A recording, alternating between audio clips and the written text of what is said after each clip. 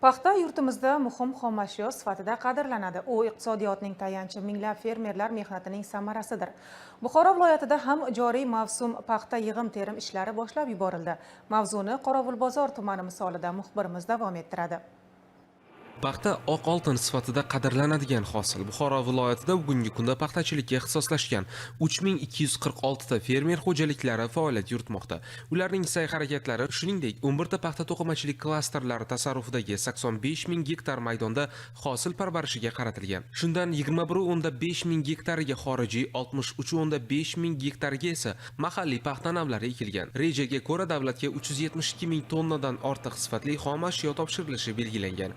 Joriy yilgi yig'im-terim mavsumida esa 134 ming nafar terimchi faol ishtirok etdi. Ular 2310 ta otryadlarga birlashtirilgan. Bundan tashqari jarayonda 80 dan ortiq zamonaviy paxta terish mashinalari xizmatidan foydalanish ham ko'zda tutilgan. Xususan, viloyatning cho'l hududlaridan biri Qorovulbozor tumanida ham paxta dalalarida ishlar boshlangan. Bu yerda 4460 gektar maydonda paxta ekilgan. Tumandagi Bo'zachi mahalla fuqarolari yig'inda joylashgan Zamir Amon fermer xo'jaligi dalalarida ham yig'im-terim ishlari uyushqoqlik bilan olib borilmoqda. Davlatimiz rahbari tomonidan juda ham ko'p fermerlarga imtiyozlar, subsidiyalar berilgan. Ana o'zi paxta moshina oldik. Paxta moshina oldik. 15% subsidiyasini oldik. Yana terim ana shu paxta terganimizdan 250 ming so'mdan tonnasidan subsidiya olyapmiz.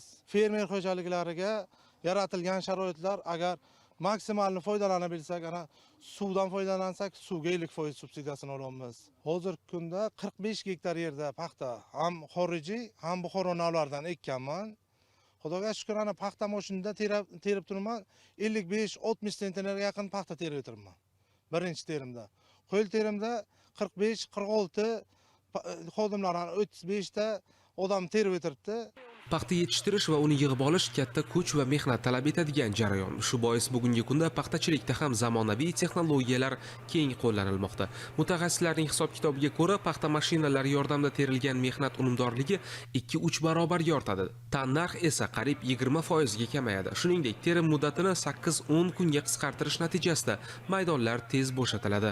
Kombayn kompyuterlashtirilgan, Xitoy davlatidan chiqqan. Yaqinda oldik. Ana hozir mexanizatsiya qulayliklari ko'p, yaxshi. Qo'l mehnatdan ko'ra bu 3 ta 4 ta odam ishini qiladi bir kunga. Bir kunlik ishi 4 ta odam 50 kilodan tergan vaqtga ham bu bir kunga o'sha paxtani teradi bu. Bugungi kunda Buxoro viloyatida paxtachilik jarayonlari an'anaviy mehnat bilan birga zamonaviy texnologiyalar uyg'unligida olib borilmoqda. Fermer va klasterlar sa'y-harakatlari, mexanizatsiya imkoniyatlari natijasida terim jarayonlari samarali va sifatli kechmoqda. Bu esa mamlakatimiz iqtisodiyotida paxtachilik o'rni tobora mustahkamlanayotganidan dalolat beradi.